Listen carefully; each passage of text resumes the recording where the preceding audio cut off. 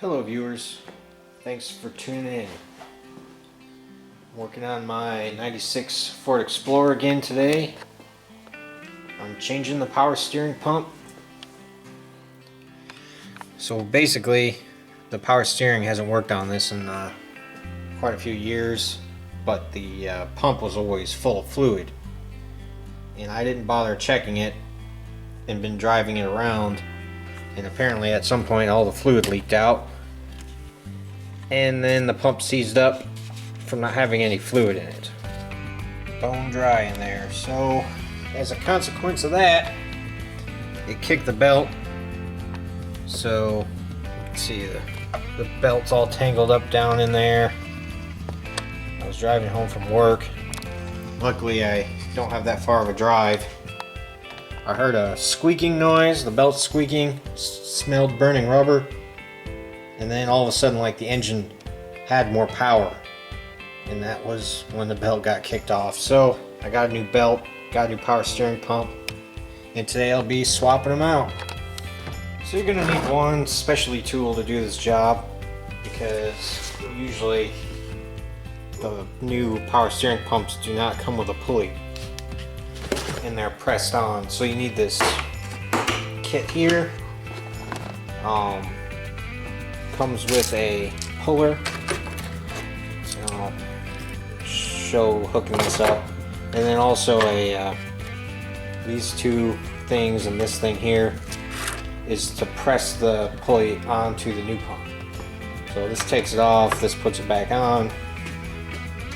I got this from the parts store. You can rent this tool for free usually from a parts store. I decided just to basically buy it off of them, and it was 35 bucks. So if you can see the groove in that pulley right here where it goes on, that's what our tool is going to clamp onto. And hopefully it looks like it's mighty close to the fan shroud, so hopefully we won't have any problems with fitting the tool in there, because that'd be awful if we had to take this fan shroud off. I'll do a little demonstration how the tool works here on this pulley. So you take the smaller edge, the smaller diameter, and that's going to grip on this the groove there. Put these on here, and you just clamp it on like that. Then you take your sleeve, put over it. Now it's locked in. And then you just hold this right here with a wrench and turn this one in, and it'll pull the pulley off. I avoided taking off the fan by just unbolting this fan shroud and sliding it over, and that gave me enough room to get that in there.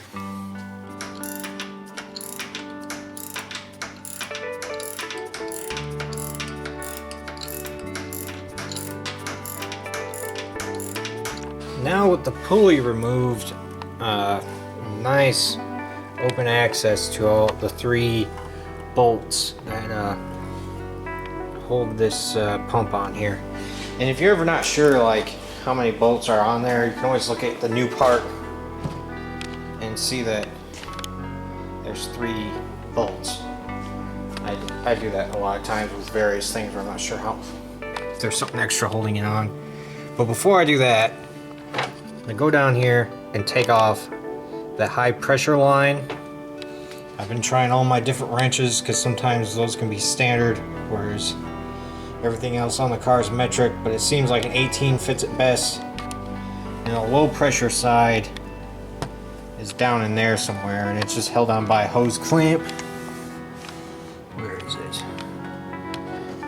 Right there. See that old rusty hose clamp? So that's the low pressure side right behind there. So I'm just gonna take those 2 lines off, undo the 3 bolts up here, and I can see the hardest thing is gonna be trying to maneuver the pump out of the engine bay, because it looks like it's gonna be somewhat difficult.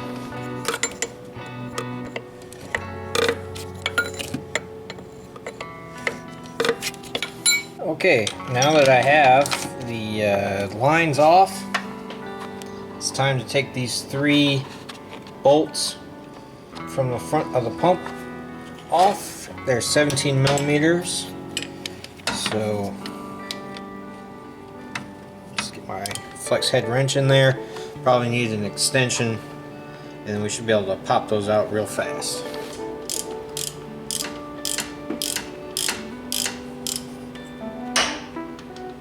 Alright, it's out. And I managed to get it to drop down below its bracket, and now it's there between the bracket and the radiator. And I'm trying to fish it out of there, so I don't know. Won't fit that way. So right here we got one of the transmission cooler lines. Now I'm thinking if I can take this loose and move it out of the way, I should be able to get this out.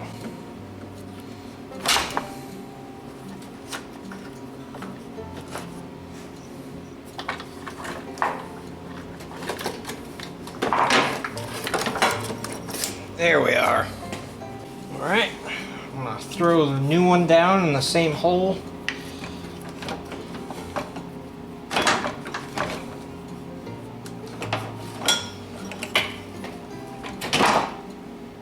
Before I forget, so my new pump inside the box was this little bag with these 2 seals in it. We're going to be using the white one. It goes on the high pressure line. You see the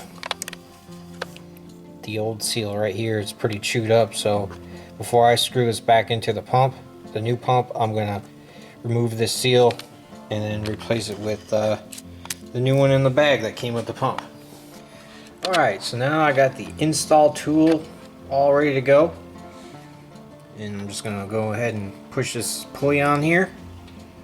Make sure that you don't put the pulley on backwards. I got a friend of mine did that. It caused him a real hard time. And make sure you thread this bolt here into the shaft of the power steering pump all the way. Don't just, catch a couple threads and call it good, because it'll pull the threads out of the pump and then you'll be screwed. Won't have no way to get the pulley on. So I got my 1 wrench set up, and I'm just going to go ahead and hold that one, and you turn the one that my wrench is on. So I'm just going to go ahead and push this on.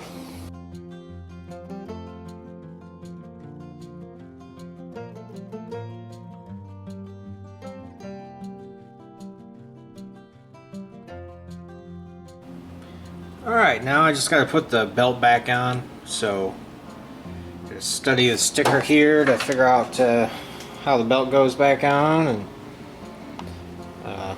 it's got a tensioner. It looks like it has a 3/8. You just stick a 3/8 ratchet in there to work the spring on the tensioner. And we'll go ahead and put that belt back on.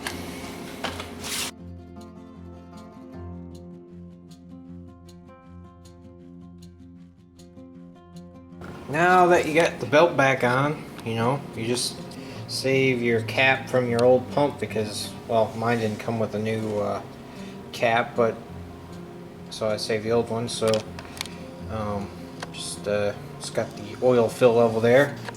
So you just want to fill up your power steering reservoir till full, and then go ahead and turn the wheels back and forth a few times, get all the air out. And then top it off again if it went down after you let the air out, and then you should be done. Check for leaks, obviously. So that'll be it for this video, and thanks for watching.